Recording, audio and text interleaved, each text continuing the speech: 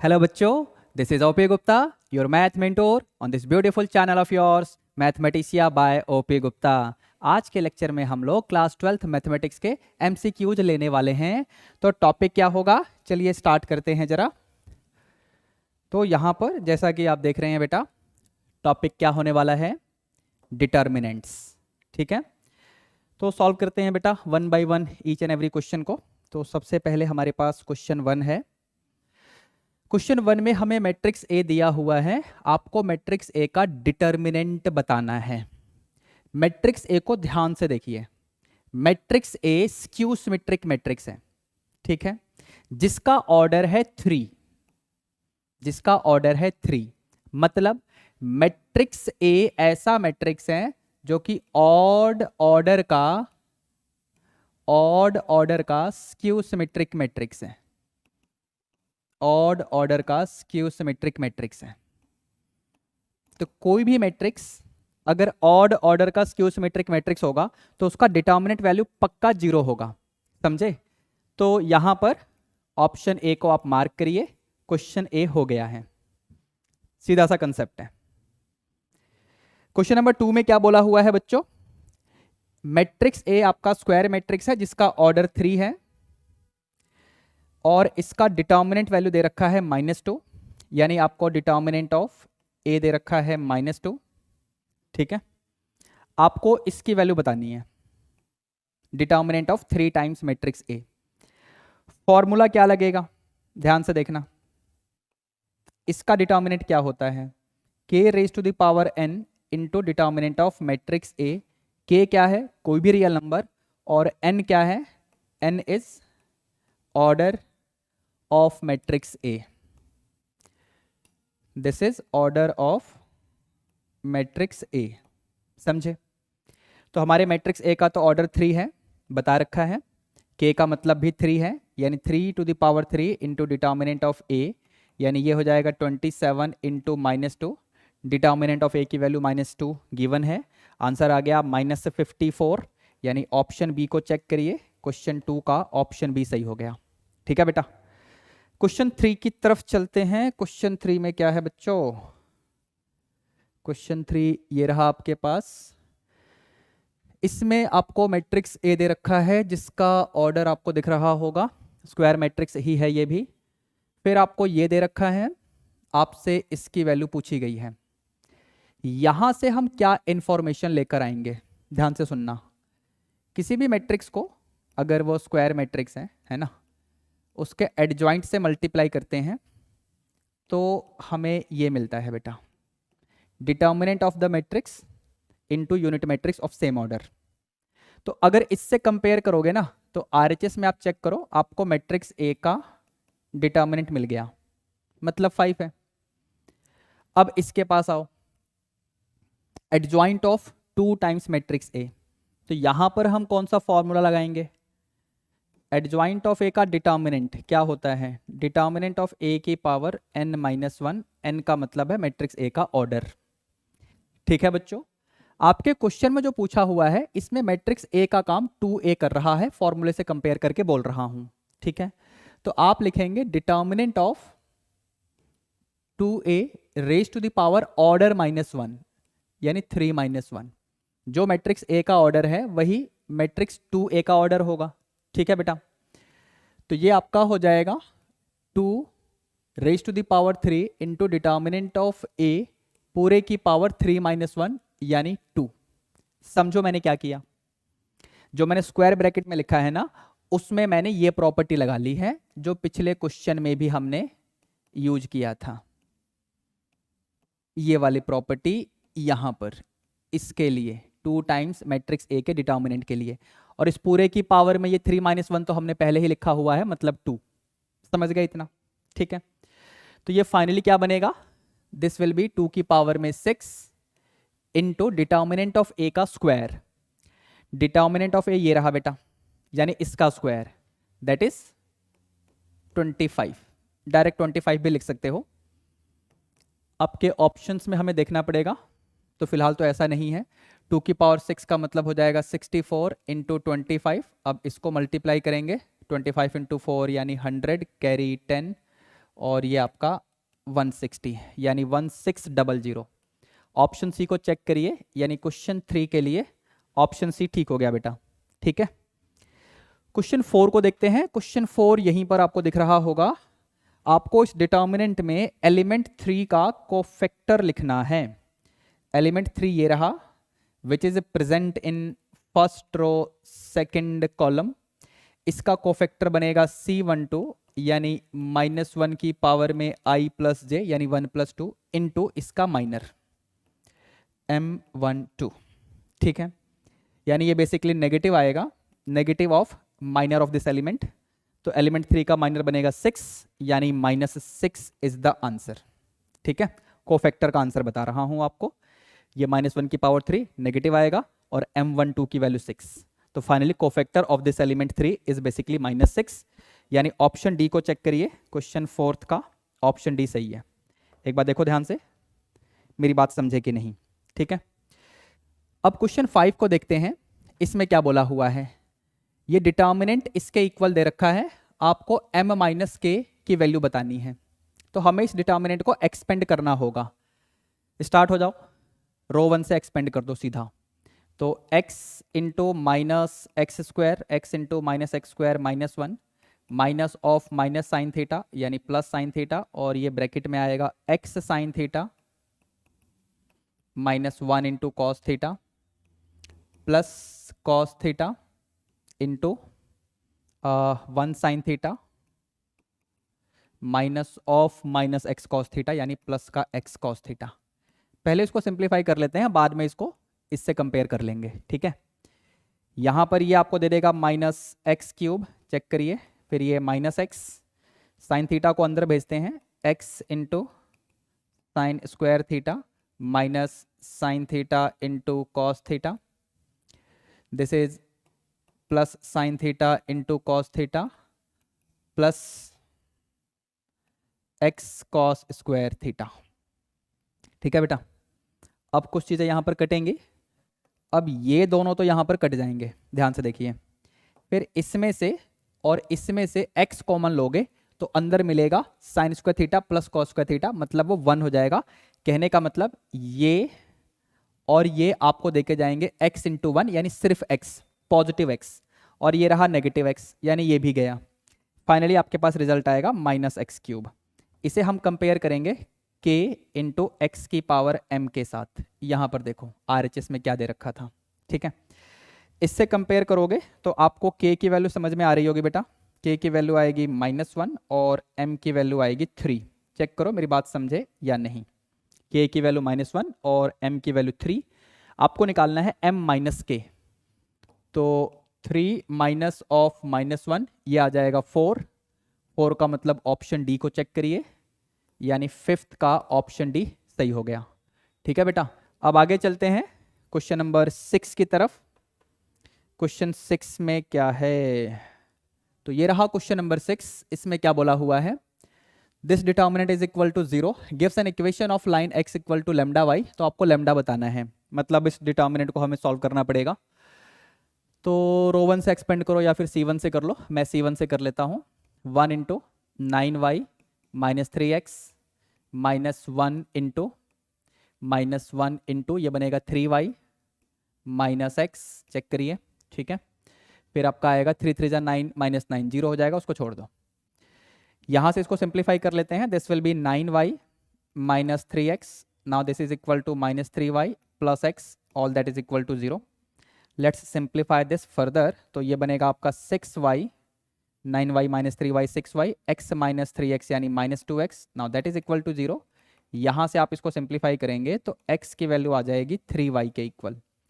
इससे कंपेयर करो x equal to λy से, तो लैम्डा की वैल्यू क्या आ गई बेटा, lambda is equal to 3।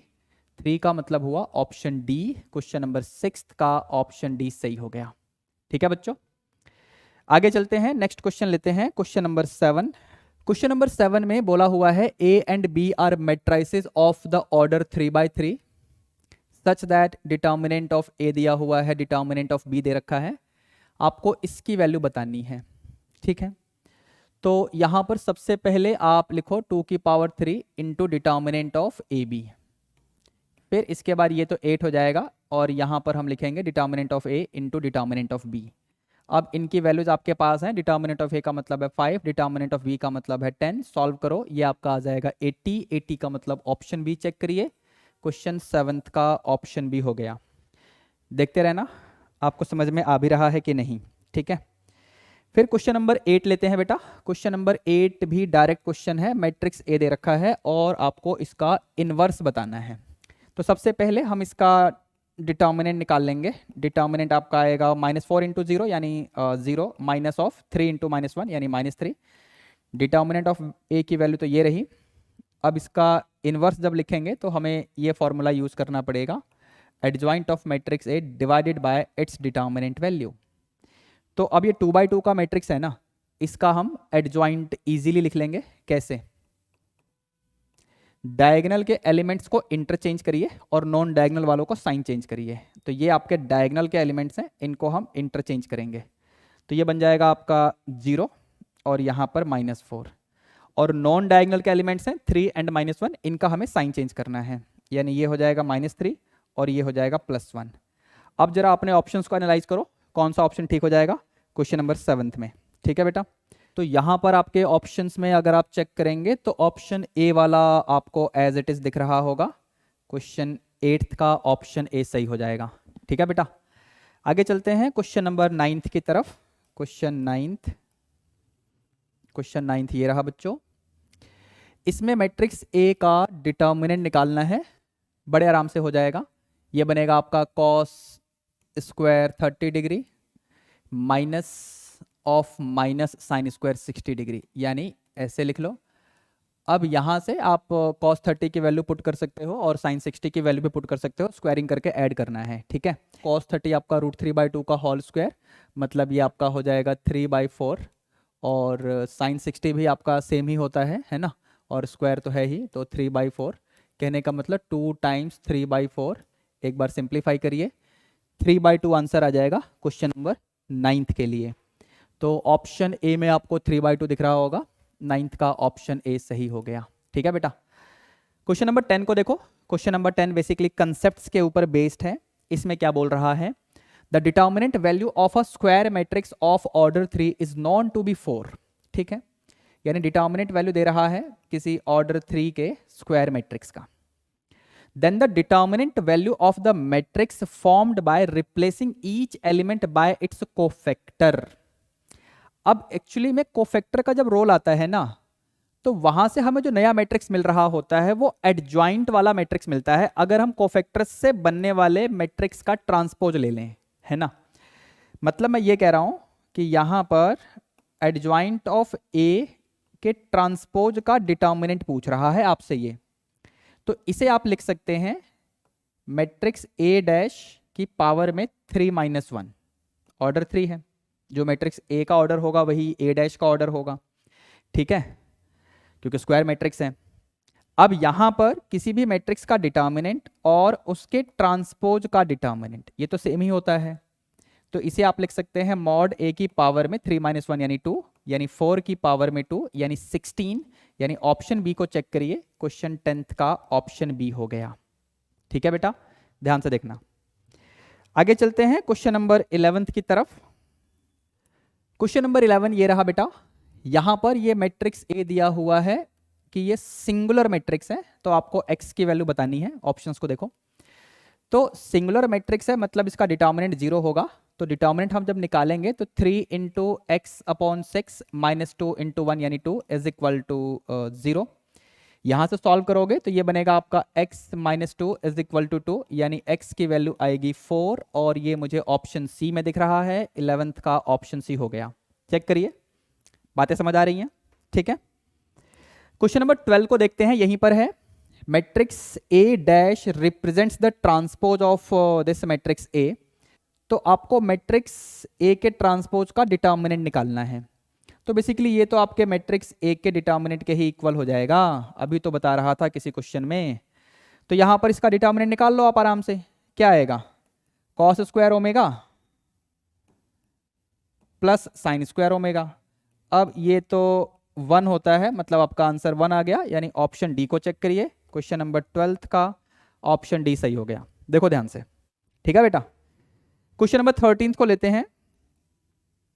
Question number 13 ये रहा बच्चों, क्या बोल रहा है, फोर डायगोनल मैट्रिक्स। ये डायगोनल मैट्रिक्स है, मतलब अगर आप इसको लिखेंगे ना एक्सपेंडेड फॉर्म में तो सिर्फ डायगोनल के एलिमेंट्स आपको दिखेंगे, क्योंकि नॉन डायगोनल के एलिमेंट्स पक्का जीरो होते हैं डायगोनल मैट्रिक्स में, समझे।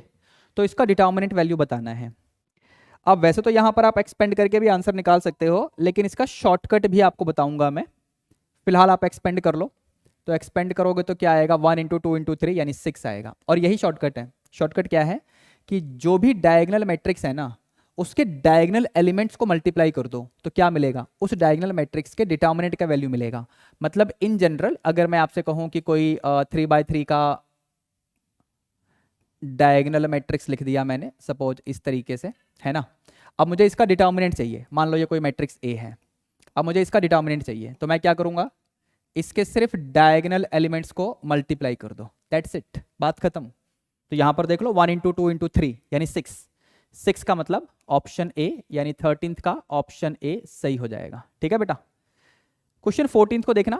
क्वेश्चन 14 क्या है बेटा, आपके पास एक डिटर्मिनेंट दे रखा है डेल्टा इक्वल्स -4, आपको इसकी वैल्यू निकालनी है, ठीक है।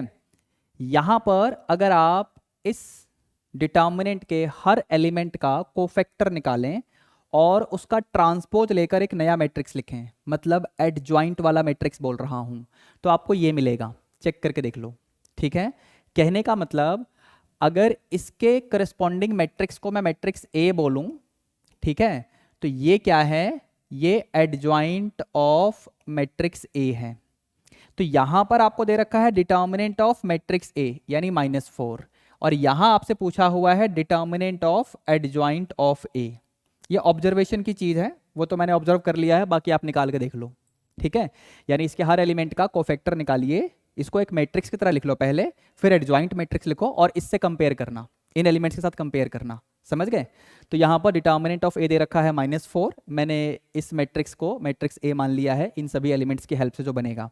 तो यहाँ पर ये एडजॉइंट ऑफ ए का डिटर्मिनेंट आपसे पूछा हुआ है, तो यहाँ डायरेक्ट फॉर्मूला लग गया ना। अब डिटर्मिनेंट ऑफ ए की पावर में ऑर्डर -1 यानी -4 की पावर में 2, ये आपका 16 हो जाएगा। 16 का मतलब ऑप्शन बी को चेक करिए, क्वेश्चन 14 का ऑप्शन बी हो चुका है, ठीक है बेटा।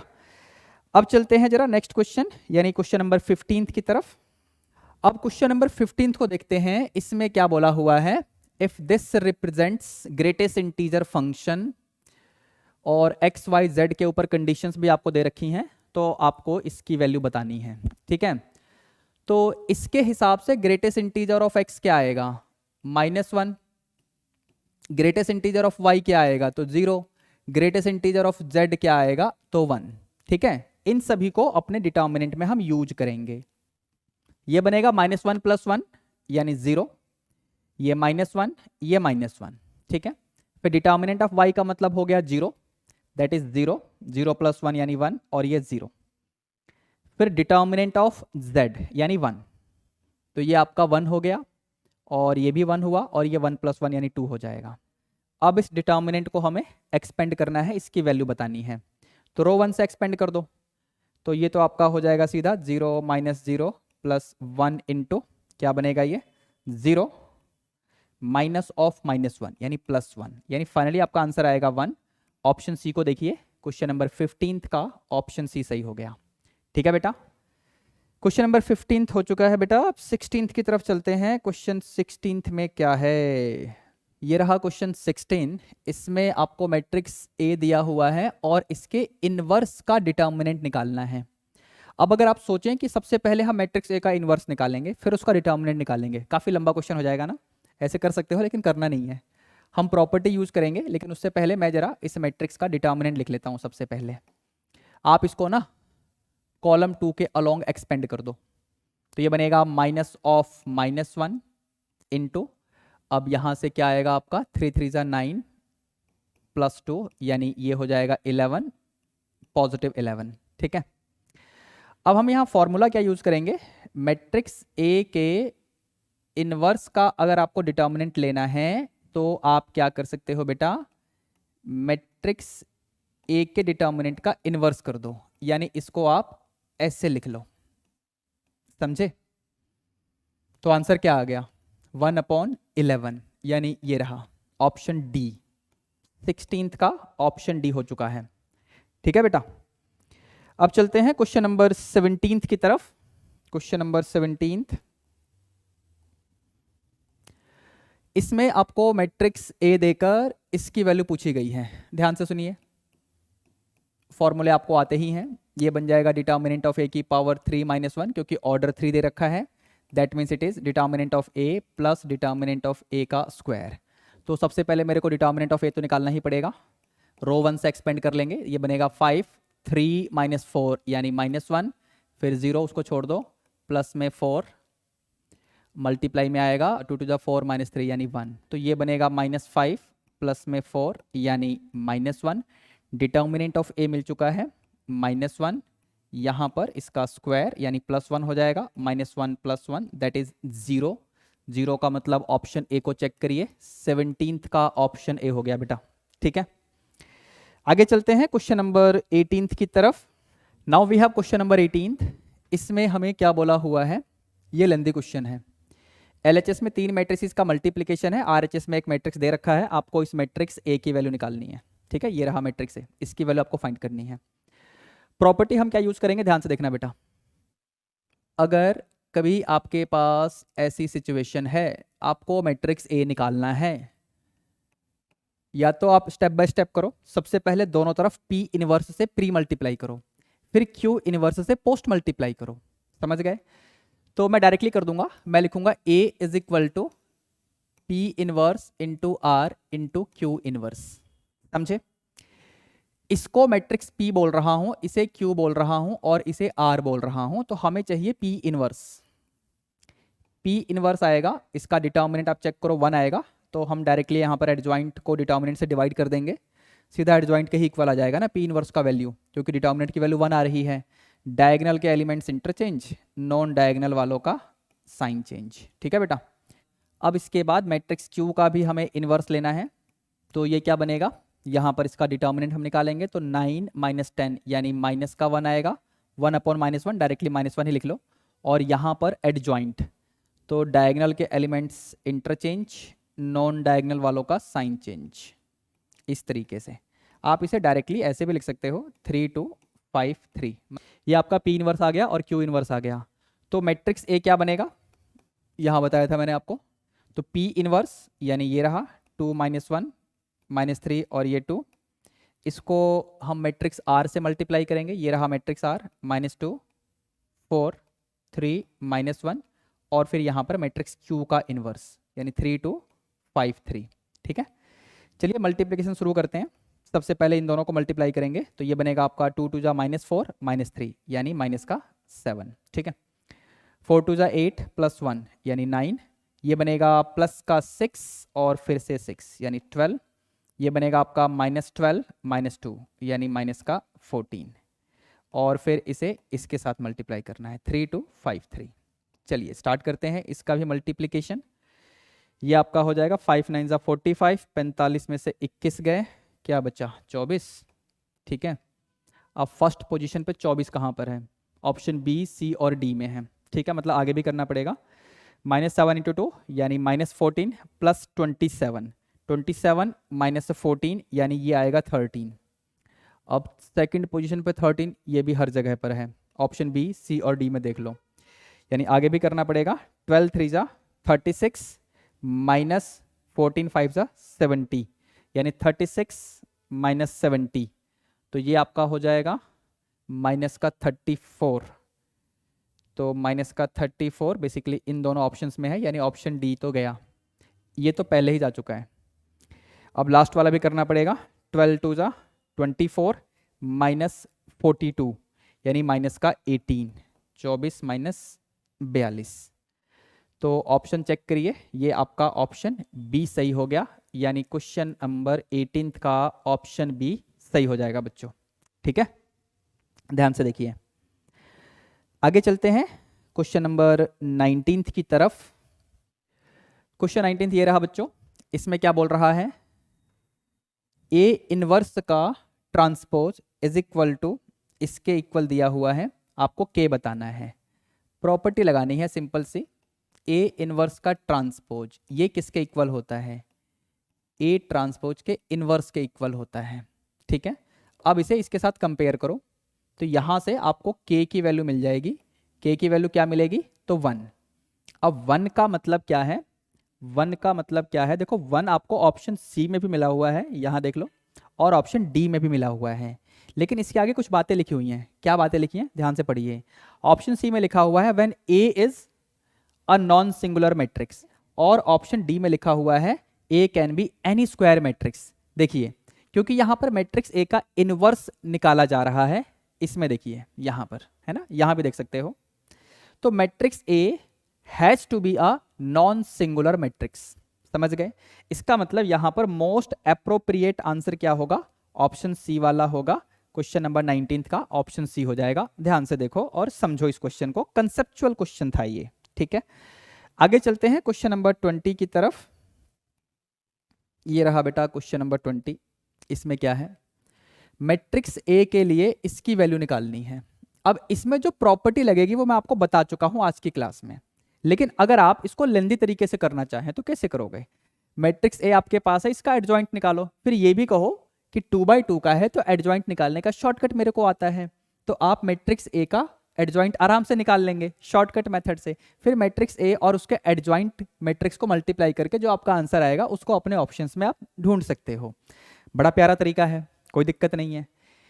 और अगर आपको आज की क्लास की बातें याद हों, जैसा कि मैंने क्वेश्चन की स्टार्टिंग में ही कहा ना कि ये प्रॉपर्टी आज हम डिस्कस करके आए हैं, तो अब डायरेक्टली आप कर सकते हो ना इस प्रॉपर्टी की हेल्प से। डिटर्मिनेंट क्या आएगा, 7 3 जा क्या आ रहा है 21 माइनस 12, यानी ये आ जाएगा 9, यानी आपका आंसर बनेगा 9 इंटू यूनिट मैट्रिक्स, जिसे आप लिख सकते हैं 9009। समझे, ऑप्शन चेक करिए, ऑप्शन डी मेरे को यहीं पर दिख रहा है, यानी इसका ऑप्शन डी सही हो जाएगा क्वेश्चन नंबर 20 के लिए। ठीक है बेटा, आगे चलते हैं क्वेश्चन नंबर 21 की तरफ। Now we have question number 21। इसमें आपको इस डिटर्मिनेंट का वैल्यू निकालना है। अब अगर इस क्वेश्चन को तुम प्रॉपर्टीज ऑफ डिटर्मिनेंट की हेल्प से सॉल्व करोगे तो जल्दी हो जाएगा, लेकिन प्रॉपर्टीज ऑफ डिटर्मिनेंट तो सिलेबस में है ही नहीं। ठीक है ना, तो आप सोच रहे होंगे कि ये क्वेश्चन पेपर में नहीं आ सकता, बट ये आ चुका है आपके पेपर में रिसेंट एग्जाम्स में। ठीक है ना, तो हम इसको या तो डायरेक्टली एक्सपेंड करके सॉल्व करेंगे या फिर प्रॉपर्टी से करेंगे। अब मुझे प्रॉपर्टी आती है, ठीक है, और आप में से भी ज्यादातर बच्चों को आती ही होंगी। बेसिक प्रॉपर्टीज का आपको आइडिया जरूर लेना चाहिए डिटर्मिनेंट में। देखो यहां पर अगर आप सिर्फ इतना काम कर दें कि रो टू में आप ये चेंज कर दें, रो 2 प्लस रो 3, समझे, तो ये डिटर्मिनेंट कैसा दिखेगा, यहां आ जाएगा alpha plus beta plus gamma. Same story यहां पर alpha plus beta plus gamma, row 2 के एलिमेंट्स की बात कर रहा हूं मैं, alpha plus beta plus gamma. Row 1 वाला सेम, और ये लास्ट रो वाला भी सब कुछ सेम रहने दो। अब यहां पर अगर आप नोटिस करें तो रो 1 एंड रो 2 के जो एलिमेंट्स हैं ना, दे आर प्रोपोर्शनल। रेशो आ रहा है 1 ratio alpha plus beta plus gamma. Check करो, रो 1 और रो 2 के एलिमेंट्स की बात कर रहा हूं, तो इस केस में डिटर्मिनेंट का वैल्यू 0 हो जाता है। ठीक है, तो मतलब ऑप्शन ए को आप मार्क कर सकते हैं, राइट। क्वेश्चन नंबर 22 की तरफ चलते हैं। Now we have question number 22। इसमें मैट्रिक्स ए दिया हुआ है और आपको इसकी वैल्यू निकालनी है। ध्यान से सुनना, प्रॉपर्टी ये वाली लगाऊंगा मैं, ये वाली प्रॉपर्टी। यहां पर n का मतलब होता है मैट्रिक्स ए का ऑर्डर और k का मतलब होता है एनी रियल नंबर। इसमें कंपेयर करो, k का मतलब है -1, तो ये हो जाएगा -1 की पावर में ऑर्डर, ऑर्डर मतलब 3 है, मैट्रिक्स को देख लो आप, इनटू में मैट्रिक्स ए का डिटर्मिनेंट, यानी आपका आंसर आएगा -1 इंटू डिटर्मिनेंट ऑफ मैट्रिक्स ए। तो यहां पर मुझे सिर्फ मैट्रिक्स ए का डिटर्मिनेंट निकालना है। अब इसका डिटर्मिनेंट क्या आएगा बेटा, सॉल्व करके देखो। अब इसका डिटर्मिनेंट क्या आएगा, इसको हमें एक्सपेंड करना पड़ेगा। दिस विल बी 3 -7 प्लस का 16, रो 1 से एक्सपेंड कर रहा हूं मैं, फिर यहां पर आपका -4, ये बनेगा आपका 7 2 जा 14 -40 यानी माइनस का 26। ठीक है, प्लस 5 इंटू ये बनेगा -4 प्लस 5, 5 माइनस 4 यानी 1, 16 माइनस 7 दैट इज 9, 3 27 प्लस 5 यानी 32, और यहाँ पर इसको करोगे तो ये आपका आ जाएगा 26 इंटू 4 यानी 4 और ये 104 यानी ये फाइनली बनेगा 136। तो आपका आंसर आएगा माइनस का 136। अब माइनस 136 ऑप्शन बी में है, क्वेश्चन 22 का ऑप्शन बी सही हो जाएगा। ठीक है बेटा। क्वेश्चन नंबर 23 को देखते हैं। 23 में क्या बोला हुआ है। Now we have question number 23। इसमें ये मैट्रिक्स ए दिया हुआ है, थीटा इस इंटरवल में है, मैट्रिक्स ए का डिटर्मिनेंट इस इंटरवल से बिलोंग करेगा। आपको n raise to the power m की वैल्यू निकालनी है। ठीक है, तो सबसे पहले हम यहां पर मैट्रिक्स ए का डिटर्मिनेंट निकाल लेते हैं। मैट्रिक्स ए का डिटर्मिनेंट रो 1 से एक्सपेंड कर दो, 1 into 1 plus sine square theta, check करो, प्लस साइन थीटा मल्टीप्लाई में आपका आ जाएगा साइन थीटा प्लस में साइन थीटा यानी 2 साइन थीटा, फिर आपका -1 साइन स्क्वायर थीटा -1। ठीक है, once we simplify this we are going to have 1 plus ये बनेगा साइन स्क्वायर थीटा। ठीक है बेटा, ये बनेगा प्लस में 2 sign square theta and this is minus sign square theta plus में 1। ठीक है, 1 प्लस 1 तो आपका 2 हो जाएगा, ये साइन स्क्वायर थीटा कैंसिल हो गया, प्लस में 2 साइन स्क्वायर थीटा। अब इसमें से हम 2 कॉमन ले लेंगे तो अंदर मिलेगा 1 प्लस साइन स्क्वायर थीटा। ठीक है, आपके क्वेश्चन में थीटा के ऊपर ये इंटरवल दे रखा है। इस इंटरवल में साइन थीटा की वैल्यू -1 से 1 के बीच में आएगी, तो साइन स्क्वायर थीटा की वैल्यू 0 से 1 के बीच में आएगी। ठीक है, तो 1 प्लस साइन स्क्वायर थीटा के लिए इंटरवल क्या बन जाएगा, 1 प्लस साइन स्क्वायर थीटा के लिए, तो ये इंटरवल देखो 1 प्लस 1 यानी 2 और यहाँ 0 प्लस 1 यानी 1 ऐसे हो जाएगा। पूरे में 2 से मल्टीप्लाई करो तो ये मिलेगा 2 टाइम्स, यहाँ पर ऐसे हो जाएगा 1 प्लस साइन स्क्वायर थीटा और ये 2 इंटू 2 यानी 4। ये जो बीच में आपको दिख रहा है यही तो डिटर्मिनेंट वैल्यू है जो यहाँ पर हमने निकाला हुआ है, ध्यान से देखो। ठीक है, यानी आप इसे ऐसे लिख सकते हो, राइट। अब इसे इंटरवल की फॉर्म में लिखोगे तो आपको ऐसे लिखना पड़ेगा, समझे। इसे कंपेयर करो इस इंटरवल के साथ यानी m, n, तो m की वैल्यू आपको समझ में आ गई होगी 2 है और n की वैल्यू है 4। आपको निकालना है n raise to the power m यानी 4 की पावर में 2, ये हो जाएगा 16। ऑप्शन सी को चेक करिए, 23 का ऑप्शन सी सही हो गया। ठीक है बेटा, आगे चलते हैं नेक्स्ट क्वेश्चन यानी क्वेश्चन नंबर 24 की तरफ। क्वेश्चन 24 ये रहा बेटा, यहां पर x, y, z are all non zero real numbers. फिर आपको इस गिवन मैट्रिक्स का इनवर्स निकालना है। ठीक है, तो जो भी मैट्रिक्स है ना उसका सबसे पहले हम डिटर्मिनेंट देख लेते हैं। तो क्योंकि ये आपका डायगोनल मैट्रिक्स है, ध्यान से देखो, तो इसका डिटर्मिनेंट निकालने का शॉर्टकट क्या है, डायगोनल के एलिमेंट्स को मल्टीप्लाई कर दो। ठीक है, अब यहाँ पर हर एलिमेंट का हमें कोफैक्टर लिखना पड़ेगा ताकि एडजॉइंट मिले। ठीक है, तो एडजॉइंट वाला मैट्रिक्स कैसे मिलेगा, एडजॉइंट वाला मैट्रिक्स कैसे मिलेगा, कोफैक्टर हम लिखना शुरू करेंगे। यहाँ बनेगा YZ, चेक करिए ध्यान से। ठीक है, इस एलिमेंट का लिख लिया हमने, फिर एलिमेंट 0 का लिखेंगे तो ये बनेगा आपका 0 ही बनेगा, चेक कर लो बेटा। इस एलिमेंट का लिखेंगे इस वाले का तो ये भी आपका 0 ही आएगा। ठीक है, फिर इस एलिमेंट का लिखेंगे तो ये आपका 0 है, चेक करते चलना। ठीक है, अब इस एलिमेंट के लिए लिखेंगे तो ये बनेगा आपका XZ, और फिर इस एलिमेंट की बारी आएगी तो ये भी आपका 0 आएगा, फिर इसकी बारी ये भी 0, फिर इसके लिए हम लिखेंगे तो ये भी आपका 0 ही आएगा, फिर एलिमेंट Z के लिए लिखोगे तो ये बनेगा XY। ठीक है बेटा, ये तो एडजॉइंट वाला मैट्रिक्स आ गया। अब इसको डिटर्मिनेंट से डिवाइड कर दो। ठीक है, यानी इसके आगे आप 1/XYZ ऐसे लगा दो। ठीक है, तो यहाँ पर 1/XYZ आप लगा दो और फाइनली आपको क्या मिलेगा बेटा, दिस विल बी 1/x, जिसे आप x की पावर -1 लिख सकते हैं। ये 0, ये 0, ये 0। अगला हो जाएगा 1/y यानी y की पावर -1, फिर ये 0, फिर ये 0, फिर ये 0 और ये 1/z यानी z की पावर -1। अब जरा अपने ऑप्शंस को चेक करिए, ऑप्शन डी वाला सही हो जाएगा, ठीक है। यानी क्वेश्चन 24 का ऑप्शन डी सही हो गया। चेक करो मेरी बात समझ आई कि नहीं, ठीक है बेटा। चलते हैं क्वेश्चन 25 की तरफ। क्वेश्चन 25 ये रहा बेटा, बड़ा प्यारा क्वेश्चन है, ध्यान से देखिए। ये मैट्रिक्स इस तरीके से दिया हुआ है और आपको इस कंडीशन का यूज करके के की वैल्यू निकालनी है, ठीक है। तो सबसे पहले हम इस मैट्रिक्स का डिटर्मिनेंट निकाल लेते हैं, ठीक है।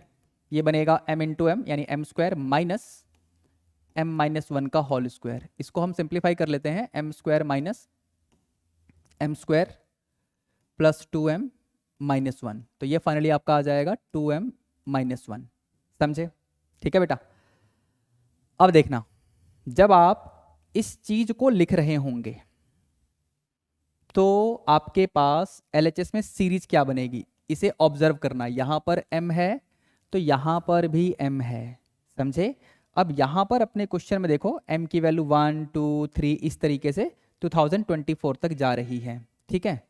तो सबसे पहले a1 की बात करेंगे तो ये बनेगा आपका 2 इंटू 1 माइनस 1, ठीक है। फिर a2 की बात करोगे 2 इंटू 2 माइनस 1, ठीक है। फिर a3 की बात करोगे सो 2 इंटू 3 माइनस 1। और ऐसे करते हुए हमें कहाँ तक जाना है, हमें जाना है जब m की वैल्यू 2024 पुट की जाएगी, यानी 2 इंटू 2024 माइनस 1, ठीक है बेटा।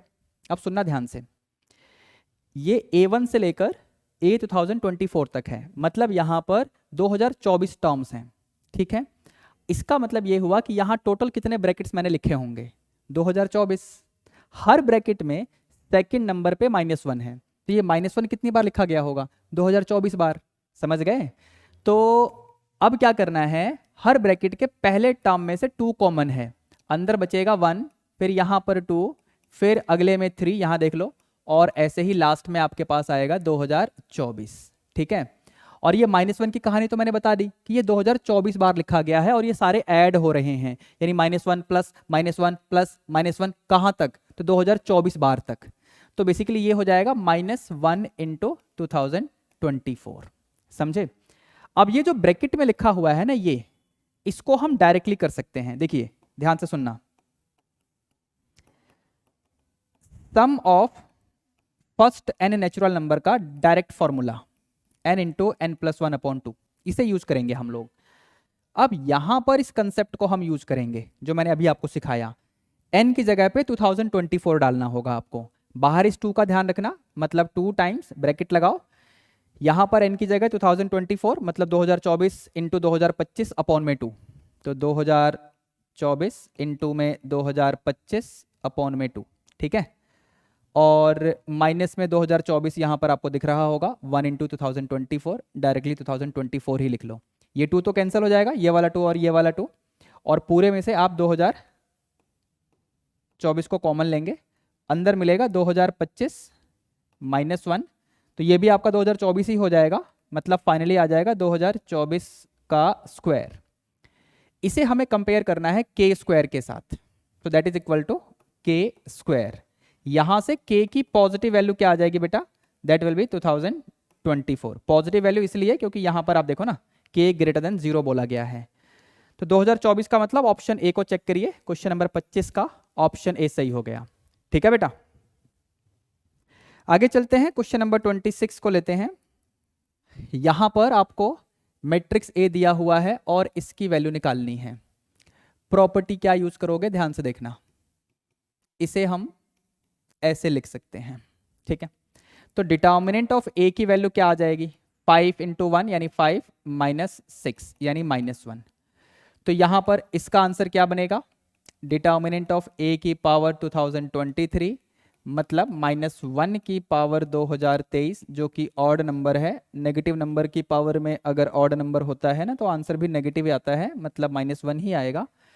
ऑप्शन बी वाले को चेक करिए, क्वेश्चन नंबर 26 का ऑप्शन बी सही हो गया, ठीक है बेटा। आगे चलते हैं, क्वेश्चन नंबर 27 को देखते हैं। क्वेश्चन 27 ये रहा बच्चों, ये भी काफी अच्छा क्वेश्चन है और लेंदी भी है।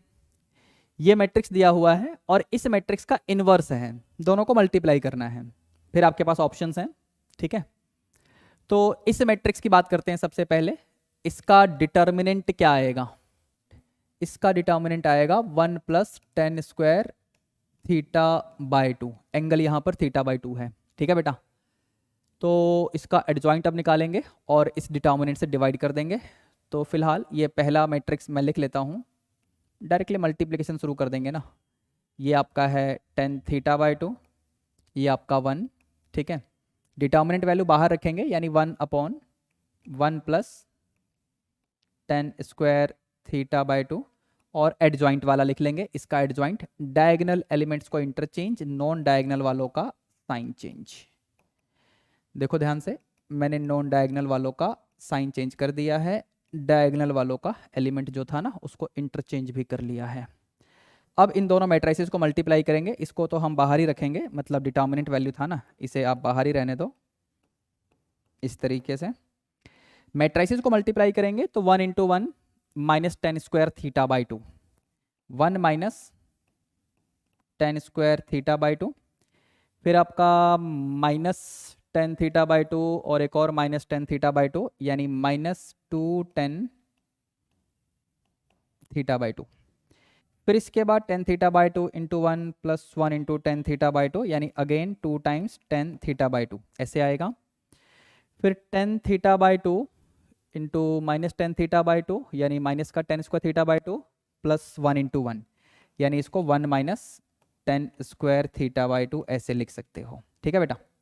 अब समझने की बारी है, क्योंकि इस चीज़ को मैं लिख के नहीं दिखाने वाला हूँ, ध्यान से सुनना। जब इसे आप हर एलिमेंट के पास भेजोगे तो 1 minus tan square theta by two upon 1 plus ten square theta by to cos 2a का फॉर्मूला होता है, अगर आपको याद हो तो। देखो ये फॉर्मूला ध्यान से सुनना, कॉस 2a का फॉर्मूला क्या होता है? 1 minus tan square a upon 1 plus ten square a। ऐसे ही साइन 2a का भी फॉर्मूला होता है, that is 2 ten a upon 1 plus ten square. अब इन दोनों फॉर्मूलों को हम यहाँ पर यूज करने वाले हैं। तो सबसे पहले जब इसे आप इस एलिमेंट के पास भेजोगे तो ये बन जाएगा cos twice of the angle, angle है थीटा बाई टू, तो मतलब ये हो जाएगा कॉस थीटा, समझे। फिर इसके पास भेजोगे ना इसको, तो आपका साइन 2a वाला फॉर्मूला लगेगा, लेकिन बाहर इस नेगेटिव को ध्यान रखना। तो ये आपका हो जाएगा माइनस साइन थीटा। ऐसे ही यहाँ पर ये साइन थीटा बनेगा और ये कॉस थीटा बनेगा। तो ये आपका हो गया sine theta and this is your cos theta. अब जरा अपने ऑप्शंस को चेक करिए, कौन से वाला ऑप्शन बिल्कुल सही हो रहा है यहाँ पर। ऑप्शन ए तो नहीं, ऑप्शन बी वाला भी नहीं, ऑप्शन सी वाला एज इट इज मैच हो गया। 27th का ऑप्शन सी सही है बच्चों, ध्यान से देखिए, क्लियर है, ठीक है। आगे चलेंगे क्वेश्चन नंबर 28 की तरफ। क्वेश्चन नंबर 28 ये रहा, इसमें मैट्रिक्स ए दिया हुआ है, आपको इसकी वैल्यू बतानी है। बेटा ये डायरेक्टली यूनिट मैट्रिक्स हो जाएगा ऑर्डर 3 का, समझे सीधा। अगर आप ए इनवर्स निकालोगे, फिर ए इनवर्स को मैट्रिक्स ए से मल्टीप्लाई करोगे, तब भी आपका आंसर यही आने वाला है। आप टाइम वेस्ट कर सकते हो, एलिमेंट्स देख लो मैट्रिक्स ए के अच्छे खासे हैं, फिर ए इनवर्स निकालना, उससे पहले आपको एडजॉइंट और डिटर्मिनेंट भी निकालना पड़ेगा, टाइम वेस्ट करते रहना। प्रॉपर्टी आती होगी तो डायरेक्टली आंसर आ जाएगा, ऑप्शन डी सही हो जाएगा क्वेश्चन नंबर 28 का। क्वेश्चन 29 देखिए, अच्छा क्वेश्चन है। क्या कंसेप्ट है बच्चों इसमें? आपके पास system of linear equations given है, जिसके लिए यूनिक सॉल्यूशन की कंडीशन बताई गई है, आपको k की वैल्यू बतानी है, ठीक है। तो बेसिकली इन सभी इक्वेशंस का यूज करके हम सबसे पहले एक मैट्रिक्स लिखेंगे, जिसे हम मैट्रिक्स ए बोलेंगे, और इसमें हम इक्वेशंस में से एक्स वाई जेड के कोफिशिएंट डाल देंगे। टाइम वेस्ट करने की जरूरत नहीं है कि मैट्रिक्स ए लिखो, मैट्रिक्स एक्स लिखो, मैट्रिक्स बी लिखो, क्यों लिखें, सीधा मैट्रिक्स ए की बात करो। तो यहाँ पर ये पहला इक्वेशन आपको देगा एक्स वाई जेड का कोफिशिएंट, दूसरे इक्वेशन में से आपको 2 1 -1, और तीसरे इक्वेशन में से आपको मिल रहा होगा 3 2 एंड k, ठीक है। अब क्योंकि यूनिक सॉल्यूशन है तो यहाँ पर जो भी डिटर्मिनेंट वैल्यू आएगा ना वो 0 नहीं होगा, सिंपल, ठीक है। तो चलिए बेटा डिटर्मिनेंट वैल्यू निकाल लेते हैं जरा। तो यहाँ डिटर्मिनेंट वैल्यू क्या आएगी बेटा? 1, ये बनेगा k प्लस में 2, चेक करते रहना, रो 1 से एक्सपेंड कर रहा हूँ, ठीक है। फिर -1 और ये बनेगा 2k प्लस 3, 2k प्लस 3, फिर ये +1 इंटू क्या बनेगा 2 टू जा 4 माइनस 3 यानी 1, डायरेक्ट लिखो। Now that is not equal to 0। यहाँ से हमें k पे कंडीशन निकालनी है। ये बनेगा k प्लस 2, ये बनेगा माइनस 2k माइनस 3 और ये तो प्लस 1 है ही। All that must not be equal to 0। तो ये आपका हो रहा है k minus 2k that is minus k और ये बनेगा 2 प्लस 1 यानी 3 माइनस 3 यानी 0, यानी बेसिकली ऐसे आ जाएगा।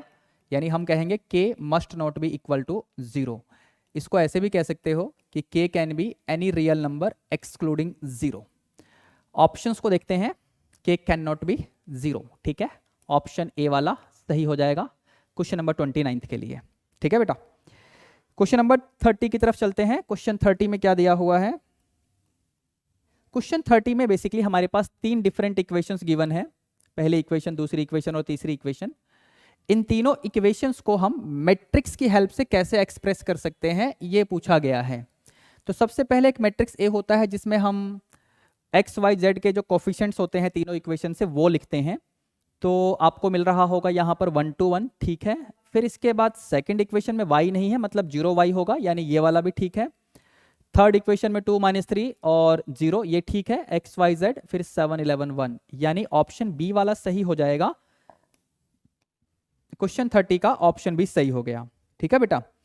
आगे चलते हैं क्वेश्चन नंबर 31 की तरफ। क्वेश्चन 31 में क्या बोला हुआ है? क्वेश्चन 31 में आपको मैट्रिक्स ए दिया हुआ है और आपसे इसकी वैल्यू पूछी गई है, ठीक है। न्यूमरेटर में जो दे रखा है ना, उसे हम लिख सकते हैं डिटर्मिनेंट ऑफ ए की power 3 minus 1 upon determinant of A. बेटा पूरा सॉल्व कर लो, ये सिर्फ डिटर्मिनेंट ऑफ ए के ही इक्वल आएगा। ऊपर हो जाएगा डिटर्मिनेंट ऑफ ए का स्क्वायर, नीचे डिटर्मिनेंट ऑफ ए तो है ही, तो सिंप्लीफाई होकर डिटर्मिनेंट ऑफ ए ही बनेगा। तो यहां पर हमें सिर्फ डिटर्मिनेंट ऑफ ए निकालना होगा। तो हम इसको एक्सपेंड करेंगे, रो 1 से ही करेंगे भाई। तो ये बनेगा 2 टाइम्स, ये बनेगा आपका 120 माइनस 45 माइनस 3, ठीक है।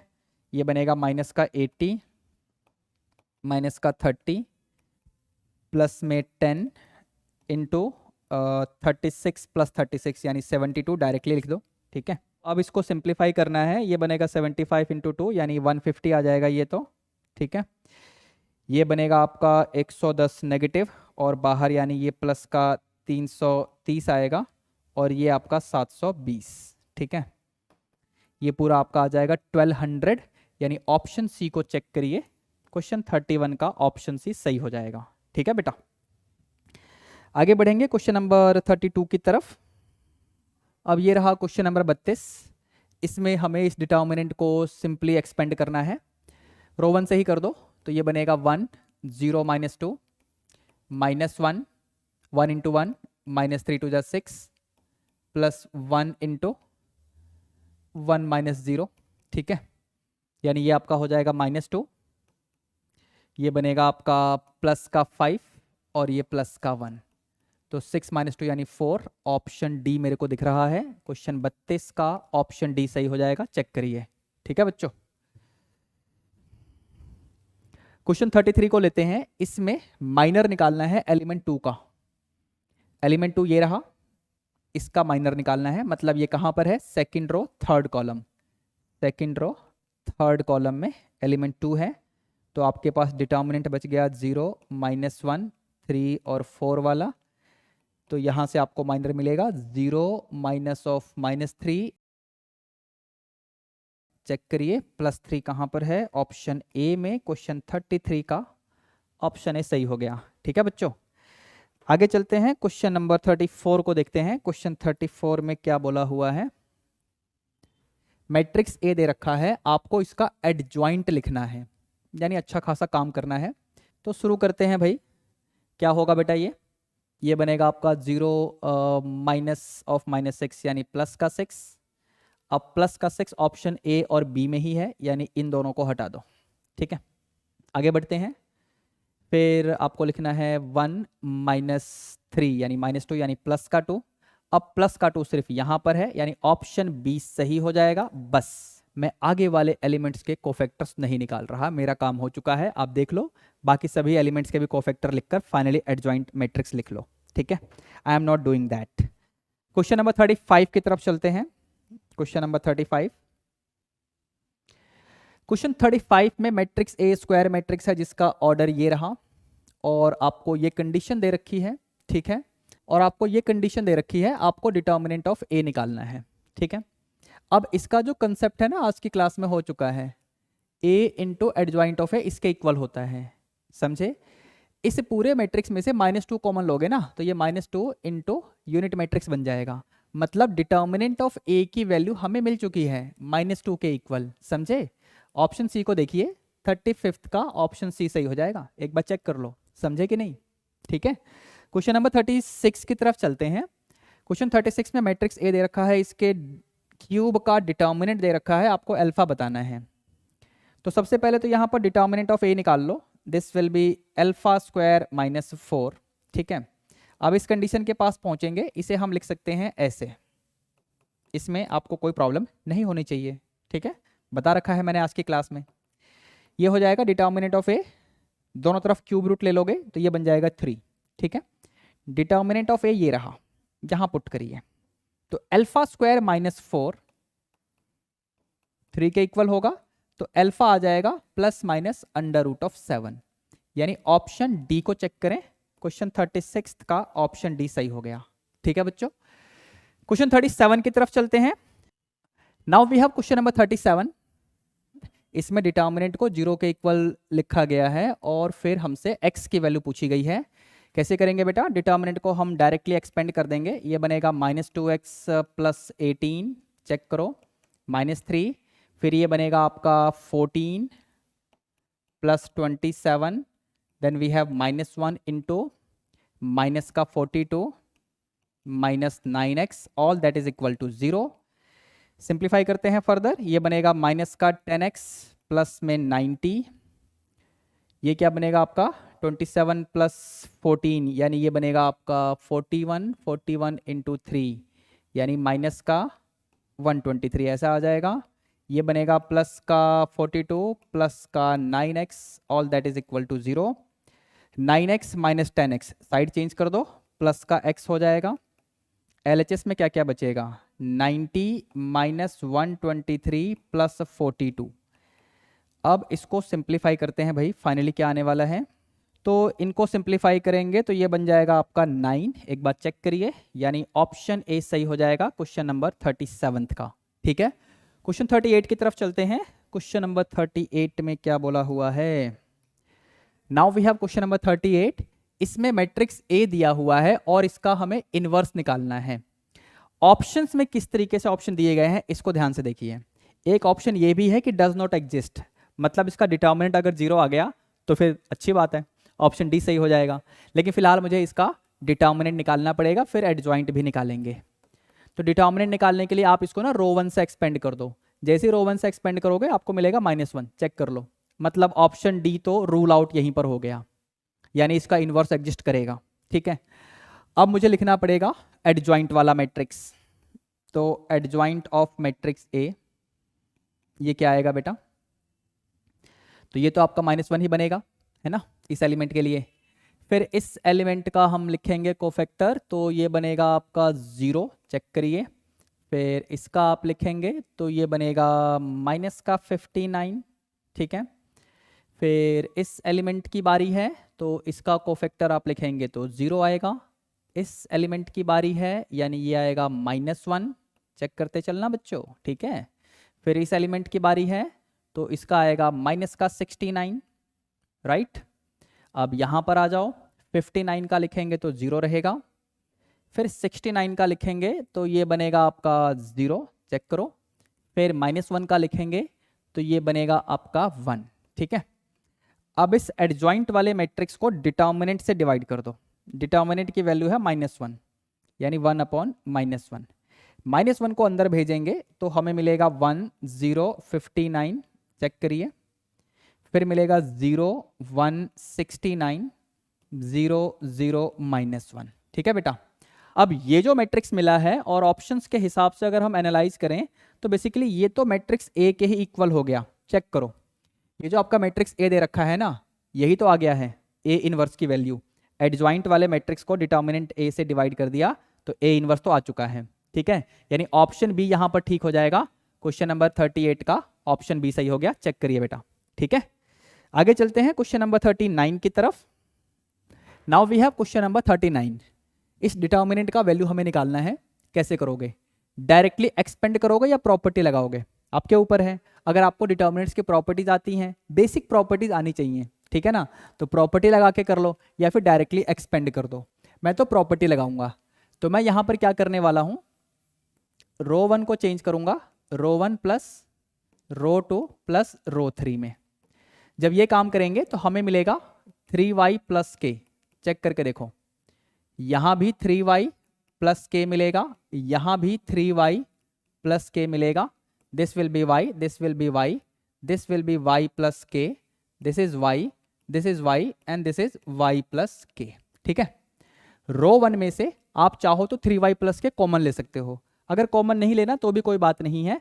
अब आप क्या करो, C1 में से C2 को सब्ट्रैक्ट करो एंड C2 में से C3 को सब्ट्रैक्ट करो, तो यहां पर आपका 0 आ जाएगा, C1 माइनस C2, यहां पर माइनस के, यहां पर 0, यहां पर भी 0 आएगा और यहां पर k आएगा, यहां माइनस k होगा और C3 में तो कोई चेंज मैंने नहीं किया, ठीक है, इस तरीके से।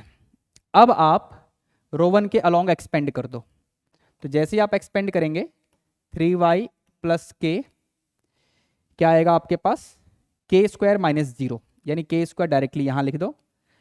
तो अब अपने ऑप्शंस को देखिए, के स्क्वायर इंटू 3y प्लस के, ये रहा, ऑप्शन सी सही हो जाएगा क्वेश्चन नंबर 39 के लिए।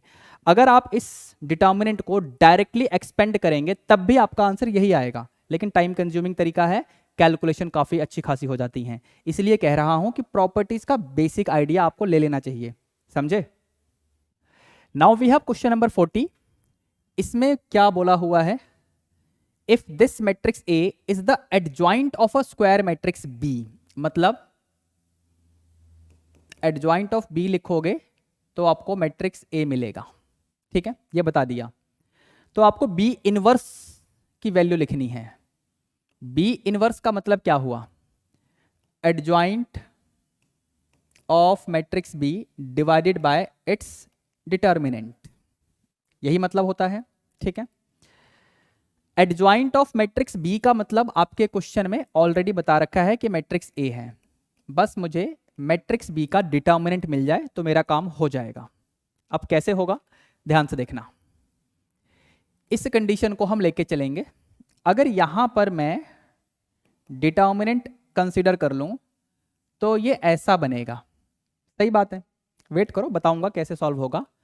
डिटर्मिनेंट ऑफ ए को हम निकालने वाले हैं, तो डिटर्मिनेंट ऑफ ए मैं यहां पर लिख लेता हूं साइड में, आप रो 3 से एक्सपेंड कर दो, तो ये बनेगा 4 मल्टीप्लाइड विद -6 प्लस 4 माइनस 6 यानी -2, देन वी हैव -2, 3 माइनस 8 यानी -5 और फिर 0 तो आएगा ही, उसको छोड़ दो, -8 प्लस में 10 यानी ये 2 आ जाएगा। डिटर्मिनेंट ऑफ ए की वैल्यू 2 हो गई है, ठीक है बेटा, यानी ये तो 2 हो गया। LHS में जो लिखा हुआ है ना यहां पर, इसे हम ऐसे लिख सकते हैं, समझ गए प्रॉपर्टी। तो बेसिकली ये हो गया 2 के इक्वल, तो बेसिकली यहां से डिटर्मिनेंट ऑफ बी स्क्वायर आ जाएगा 2, यानी डिटर्मिनेंट ऑफ बी की वैल्यू आएगी ±√2। इसे यहां पर पुट कर दो, यानी ±1/√2 इंटू मैट्रिक्स ए। ये बी इनवर्स आ चुका है। ऑप्शंस एक बार चेक करना शुरू करिए, ऑप्शन डी को देखो, क्वेश्चन 40 का ऑप्शन डी सही है बेटा, काफी अच्छा क्वेश्चन है ना, कंसेप्चुअल, और ये CBSE एग्जाम में आ चुका है, टर्म फर्स्ट एग्जाम 2021, ठीक है। आगे चलेंगे क्वेश्चन नंबर 41 की तरफ। So now we have question number 41 here. अब ये भी आपके CBSE टर्म फर्स्ट एग्जाम 2021 में आया था। ये जो रिप्रेजेंटेशन आप यहां पर देख रहे हैं ना, ये फैक्टोरियल रिप्रेजेंटेशन है, मतलब n फैक्टोरियल लिखो या फिर ऐसे लिखो। आई होप आपको इसका मतलब तो याद ही होगा, n, n-1, n-2, और ये आपका मल्टीप्लीकेशन चलता रहता है कहां तक, तो 1 तक, 3 to 1 ऐसे, ठीक है। Class 11th permutation and combination वाला चैप्टर, ठीक है, उसमें आप जाके देखना। तो इस क्वेश्चन में सबसे पहले हमें फैक्टोरियल्स को सिंप्लीफाई करना पड़ेगा। 1 फैक्टोरियल का मतलब 1, 2 फैक्टोरियल का मतलब 2, 3 फैक्टोरियल का मतलब 3 इंटू 2 इंटू 1 यानी 6। यहां पर 2 फैक्टोरियल है मतलब 2 इंटू 2 यानी 4। 3 फैक्टोरियल मतलब 6 इंटू 3 यानी 18। 4 फैक्टोरियल का मतलब हुआ 4 इंटू 3 इंटू 2 इंटू 1 यानी 24 इंटू 4 यानी 96। 3 फैक्टोरियल यानी 6, 4 फैक्टोरियल यानी 24, 5 फैक्टोरियल मतलब 5 इंटू 4 इंटू 3 इंटू 2 इंटू 1 यानी 120। अब ये आपके सामने है, इसको आप एक्सपेंड करिए, क्या आंसर आएगा बेटा क्वेश्चन 41 का। इसे आपके लिए छोड़ दूं, कैलकुलेशन अच्छी खासी है, मन तो नहीं कर रहा सॉल्व करने का, चलिए इसको छोड़ देता हूं आपके लिए। आप इसे सॉल्व करके मुझे बताना कि इसका आंसर क्या आएगा, कमेंट सेक्शन में रिप्लाई करना, ठीक है। क्वेश्चन नंबर 42 की तरफ चलते हैं। Now we have question number 42।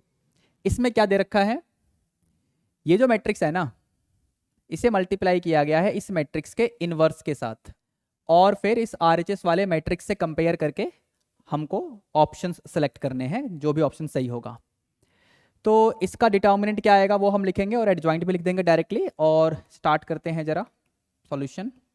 ये तो पहला मैट्रिक्स एज इट इज लिख दिया मैंने, ठीक है। इसका डिटर्मिनेंट वैल्यू आएगा 1 + tan स्क्वायर थीटा।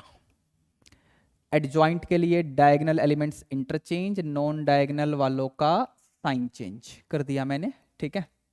अब पहले मल्टीप्लाई कर लेंगे फिर बाकी काम करेंगे यहाँ पर, मतलब कंपेयर करना है ना आरएचएस वाले मैट्रिक्स के साथ, इसे बाद में कर लेंगे, ठीक है। तो यहाँ पर इस मैट्रिक्स को इसके साथ मल्टीप्लाई कर लेते हैं जरा। 1 into 1 minus tan square theta, फिर आएगा -tan थीटा मतलब -2 tan theta.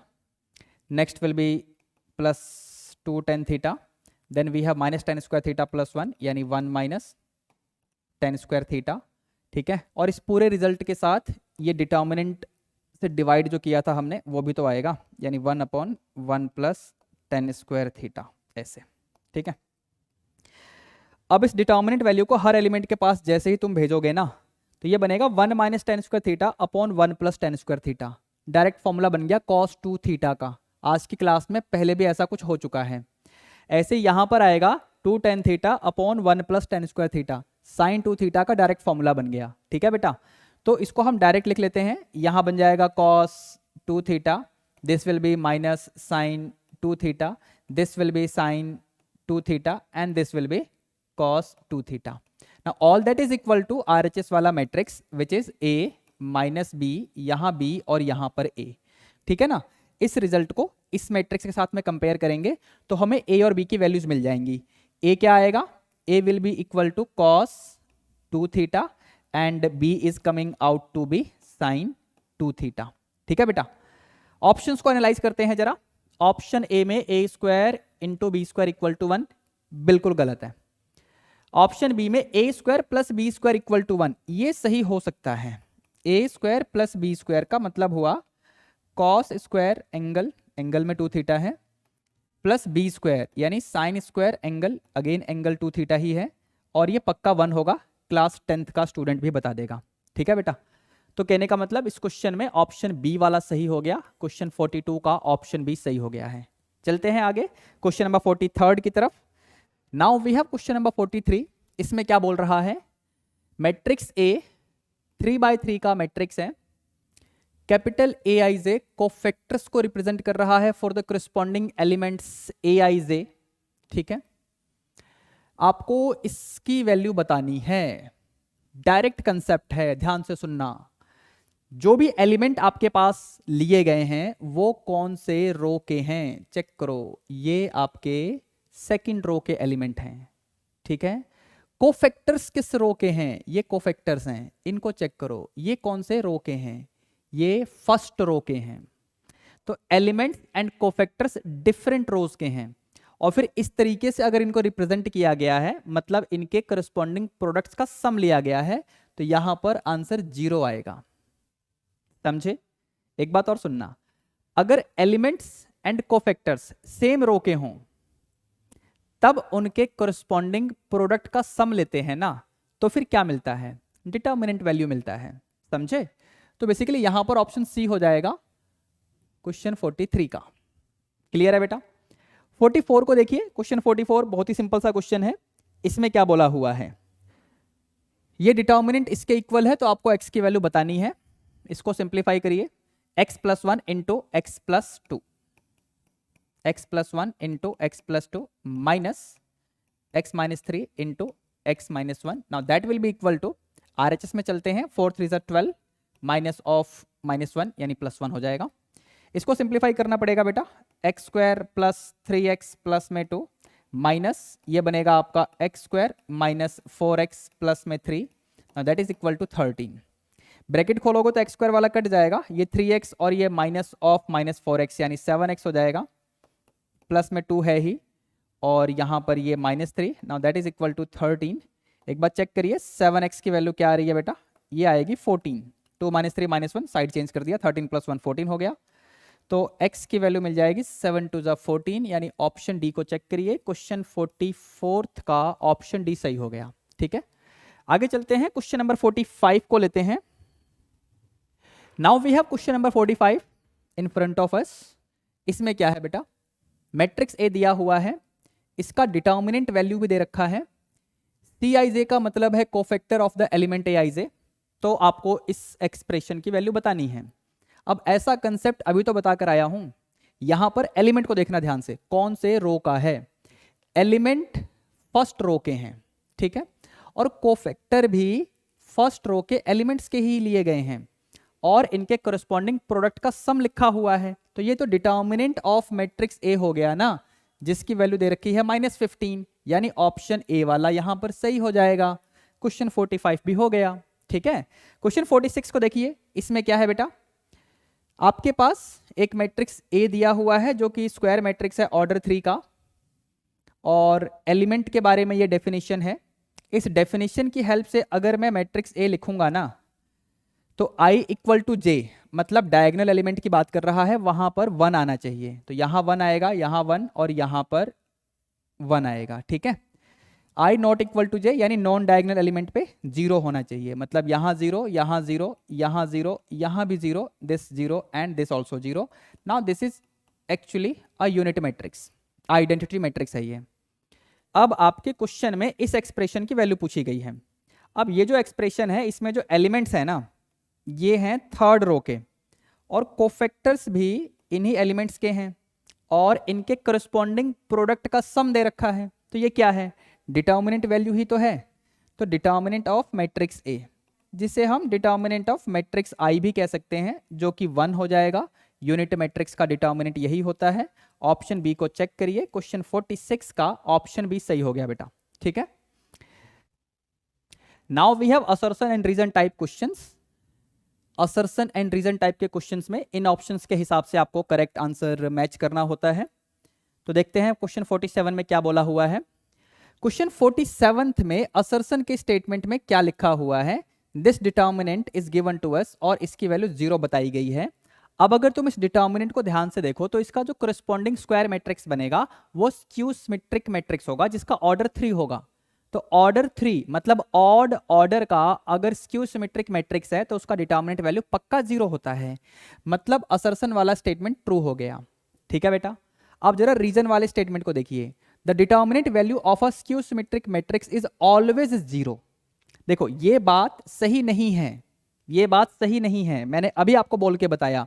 Determinant value of A skew symmetric matrix of odd order, अगर यहां पर ये चीज लिख दी जाती ना कि इस स्क्यू सिमेट्रिक मैट्रिक्स का ऑर्डर ऑड है, तब उसका डिटर्मिनेंट वैल्यू पक्का 0 होगा। तो ये तो लिखा नहीं है, इसलिए रीजन वाला स्टेटमेंट फॉल्स है।